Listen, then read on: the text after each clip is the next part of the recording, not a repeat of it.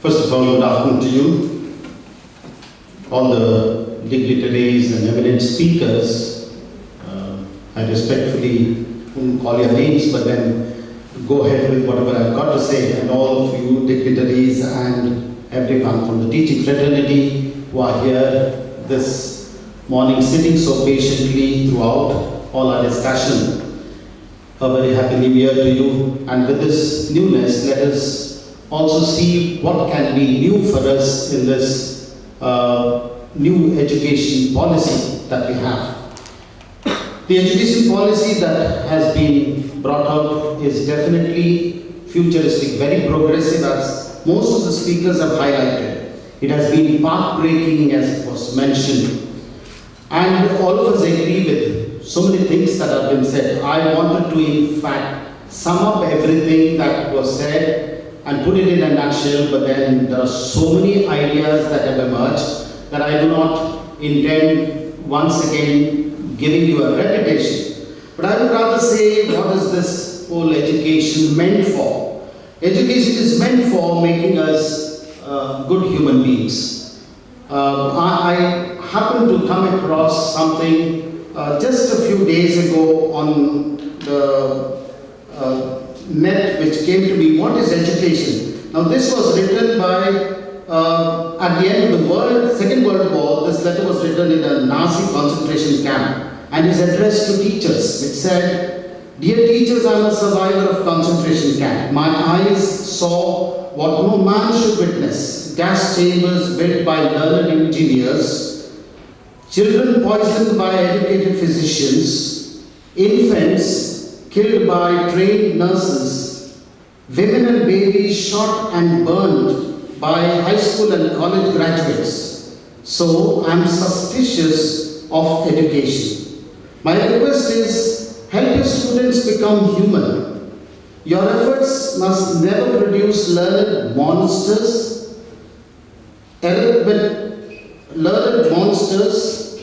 skilled psychopaths, educated illiterates.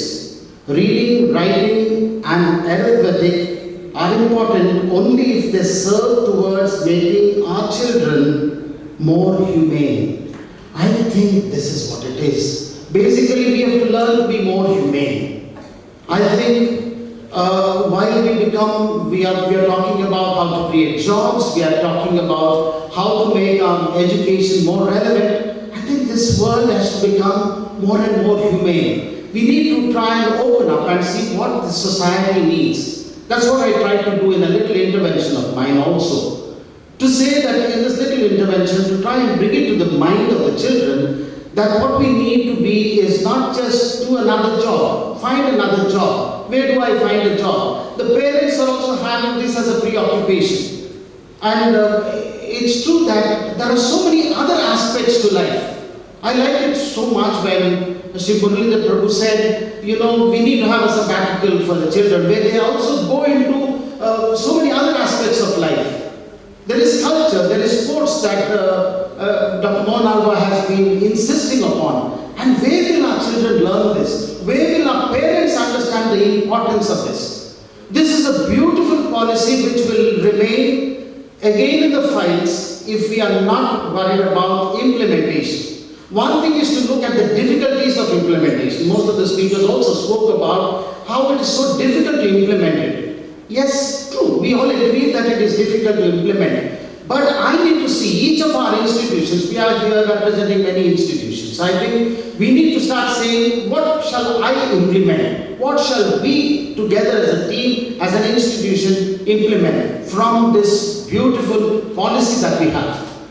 Otherwise, we will never. We need to focus on what we can and not what we cannot. Of course, I suppose the state is going to come up with its guidelines from the policy, what could be implemented. It has always, as it was rightly said, so many policies have come and gone. Most of it, 50%, as Dr. Saidapur was saying, has not been implemented of the previous policies. What are we talking of this policy? Then, if we have a will, there is a way. And we are going to implement it in our institutions little by little. We have got I was also asked to focus a little bit on value-based education. You know, value-based education, there are so many beautiful values that are given of our own, which is emerging from our religious faiths in our country. That which is of truth, peace, non-violence, love, righteous conduct. What we say as Satya, Shanti, Prema, Ahimsa, Dharma. This is our Swadharma which we are trying to project it to the world and saying these are the values that we have. They have been in 2-3 numbers I read. I found it so very inspiring. It is there, and yet if it has to be implemented, how do we implement it? Now I think I come mostly from the secondary education field, where I've worked for more than 20 years in that field. And so if I tell you about that experience, we used to have teachers have lesson plans.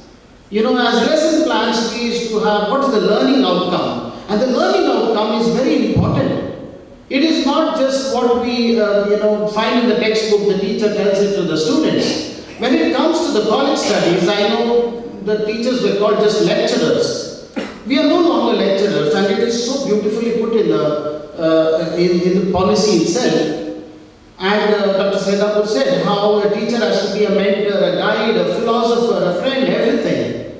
And a learner. He said, be a learner, continuous learner. That is what we have got to do. We have to learn. As those of us from the teaching fraternity, we have to learn, keep learning. And this learning has to break down the walls. Basically, it has to break down the walls between us and the students. You know, the time was when we were on one platform and the students were down there. Somewhere, this whole idea, the mindset of the staff, the teachers has to change. Today, a lot of things are discussed in in a coffee shop. You go to foreign universities, you watch them, you see the teachers and the students sitting in a coffee shop and discussing the philosophy, discussing what is happening. And when they discuss there, a lot of things happen. Lot of things emerge. Many of these, especially in the research students, they sit and discuss over hours together. They are not conscious of the time because the teachers then become less and less as I think Dr. Yashovardhan said, the teacher as to more and more, day by day become less and less. And the students become more and more. It is when we have these kind of discussions in universities that we start developing these values. And therefore, these have to begin right from the start. Sometimes I feel we come into this whole idea of us and them. I like that Sri Rabindranath Tagore's words, where the world has not been broken up into narrow fragments by narrow domestic walls. Into that heaven of freedom, my Father, let my country awake. I think we have to start, thinking of whole of humanity. There are sustainable development goals which the UNO has given. We need to talk to the students about this and say, what are we doing in terms of promoting this? We need to think about our nation. We need to develop our nation, definitely. It's an exercise in nation building. But we need to think of whole of humanity. Whatever we do from our country, is it affecting the other countries as well? Does it have an influence on the other countries as well? We need to keep broadening the outlook of our students that they are doing something for society, something for world, something for humanity. When we do that, we would have achieved a lot. We would be breaking down walls, building bridges continuously to all people, to all communities. It's a large thinking, but we need to start working with ideals, bringing this into the lesson plan. All these thoughts, if they are brought into the lesson plan, everyday lesson, it may be a mathematics lesson or science lesson, you bring it into whatever topic you are engaged in. You challenge the students to say, how can this be implemented? What cannot be implemented cannot be education. What cannot be used, which cannot be analyzed is not education. We have a system where we get our teachers involved with the students in a social outreach. We take them to some kind of a village where they work there with the people and they come back. And they just don't come back. We call that as an action. We don't just leave them when they come back. We bring them back and allow them to sit with the teachers and analyze their observations. What have you analyzed? What did you see? How is it related to my studies? What can we do to bring about a change? It is when they have this action and reflection and analysis that their study becomes down to earth. Then we can think of a change. Then we can bring about a change in this country. And therefore, education has got immense possibilities. It all depends on how we, as teachers, start changing our mentality and outlook. And when we do that, quality comes. The quality of education will definitely improve. Things will start changing. You will start seeing changes in the mentality of the students themselves. We have got students, when we take them to the villages, they resisted. There are so many letters by the parents. We didn't send our children for this, and a lot of things. In spite of it, we say, no, you had accepted this undertaking you have given, that you will come. So with a lot of resistance, they come. Once they have had an experience in a village setup, so many of them who have lived only in the urban areas, they do not even know what life of a farmer means. When they see that, they open their mind, and then at least I can say, I won't say all, 90% of the students say, what a wonderful transforming experience it has been. I think we need to give them this kind of an experience. And so implementing comes from what initiative we take from the autonomy that the policy has given us. As it was rightly said, the policy is going to give us a lot of autonomy. When this autonomy is given, we make full use of this autonomy and we implement this, keep implementing whatever we can. I suppose implementation also becomes practical. So let us all join hands, share ideas often, many more such programs perhaps.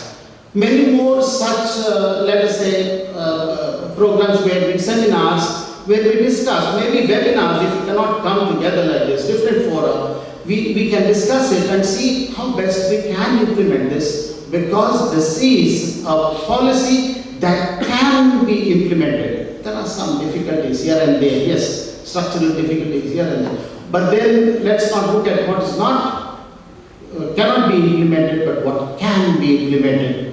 Let us say, let's be decided about this. Let's be united about it. Good wishes to you all. Thank you.